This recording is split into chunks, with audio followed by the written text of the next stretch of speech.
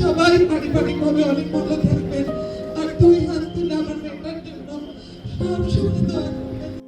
প্রাণোচ্ছল সদা হাসিমুখ, ঘরে বাইরে সবাইকেই মাতিয়ে রাখতেন। কিন্তু হঠাৎই প্রাণঘাতী ব্যাধিতে শয্যাশায়ী হয়ে পড়েন। সুস্থ করে তুলতে পরিবারের কি প্রাণপণ চেষ্টা। দেশের চিকিৎসকেরা আসার কথা শোনাতে না পারলে এয়ার অ্যাম্বুলেন্সে পাঠানো হলো চেন্নাইতে। শেষমেশ ফিরলেন বটে, কিন্তু তখন আর প্রাণ নেই। বলছি কন্টেন্ট ক্রিয়েটর ও অভিনেত্রী কারিনা কায়সারের কথা।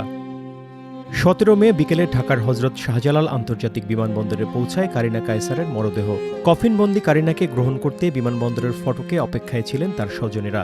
বাবা কায়সার হামিদ নিজ হাতে সন্তানের মরদেহ লাশবাহী গাড়িতে তোলেন। মনে হচ্ছিল পৃথিবীর সবচেয়ে ভারী বস্তু বহন করছেন তিনি। এরপর কারিনার মরদেহ নিয়ে যাওয়া হয় বনানীর DOHS এর বাসায়। সেখানে স্বজন, শুভাকাঙ্ক্ষী ও প্রিয়জনেরা ছুটে আসেন শেষবারের মতো তাকে এক নজর দেখতে। বাদ মাগরিব বাসার সামনের মাঠে কারিনার নামাজে জানাজা হয়। এতে জাতীয় নাগরিক পার্টির আহ্বায়ক সহ বিভিন্ন রাজনৈতিক দলের নেতা সহ সমাজের বিভিন্ন স্তরের ব্যক্তিরা অংশ নেন। এ সময় কারিনার মা, বাবা ও ছোট ভাই তার জন্য সবার কাছে দোয়া চান।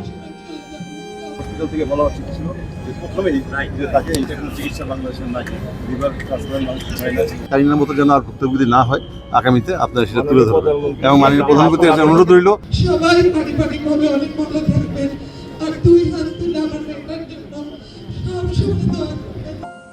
গত 11 মে উন্নত চিকিৎসার জন্য কারিনা কায়সারকে ভারতের চেন্নাইয়ে পাঠানো হয়। সেখানে তার লিভার প্রতিস্থাপন করার কথা ছিল, কিন্তু তার আগেই 15 মে রাতে চিকিৎসাধীন অবস্থায় মারা যান তিনি। মায়ের ইচ্ছা অনুযায়ী 18 মে মুন্সিগঞ্জের আবদুল্লাপুরে জানাজা শেষে তাকে দাফন করার কথা রয়েছে। মেহেদী হাসান, প্রথম আলো।